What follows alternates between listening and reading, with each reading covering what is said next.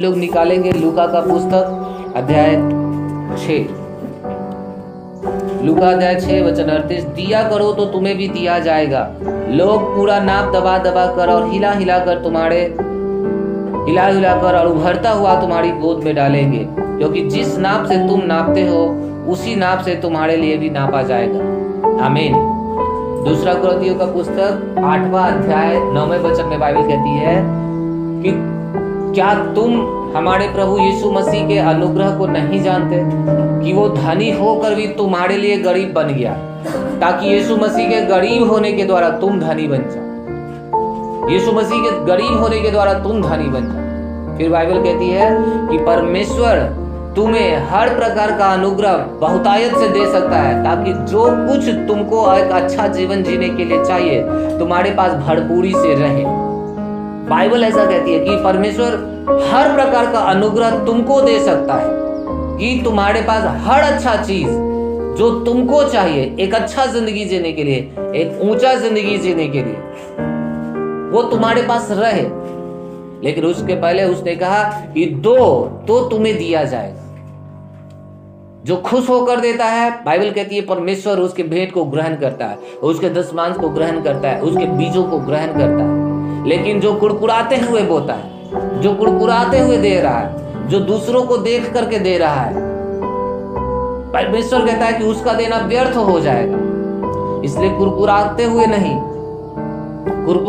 नहीं, आनंद के साथ, खुशी मना करके, ये विश्वास के साथ कि पिता ये आपके राज्य में मेरा एक बीज है, ये मेरा विश्वास है, मैं यकीन करता हूँ कि आज मैं ये बीज बो रहा हूँ, ये पेड़ बनेगा, ये पौधा बनेगा, ये पेड़ बनेगा, ये बड़ा होगा और ये मेरे लिए 1000 गुना फल लेकर के आएगा। हालेलुया।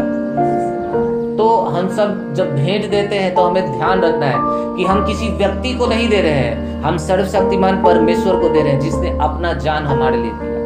और जब हमारे अंदर बोझ आएगा, जब आपके अंदर बोझ आता है तो आप नहीं रुकते हैं।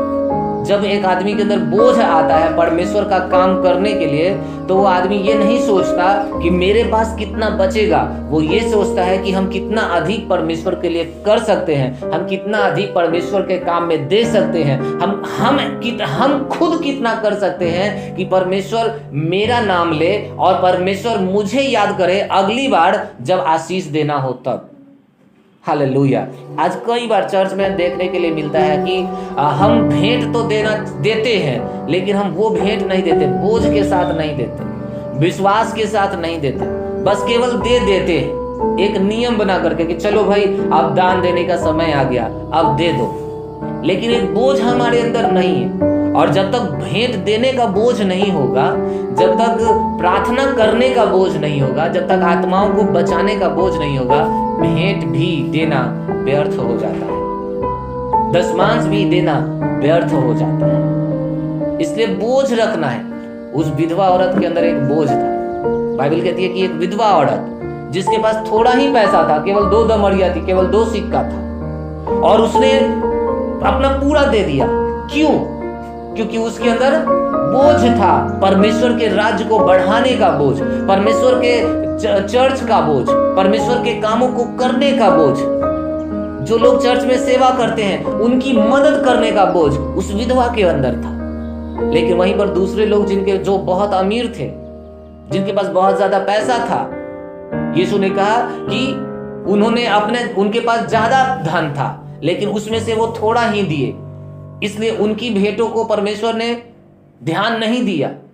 किसकी भेंट को ध्यान दिया? जो गरीब थी, जो विधवा थी, जिसके पास थोड़ा था, लेकिन वो अपना सब कुछ दे दी। तो मायने ये नहीं रखता है कि आप 10,000 दे रहे हैं, 20,000 दे रहे हैं, 50,000 दे रहे हैं। मायने ये रखता है कि आपके पास जितना है उसका अधिक से अधिक आप परमेश्वर के चर्च में देते हैं। ये बोझ होता है।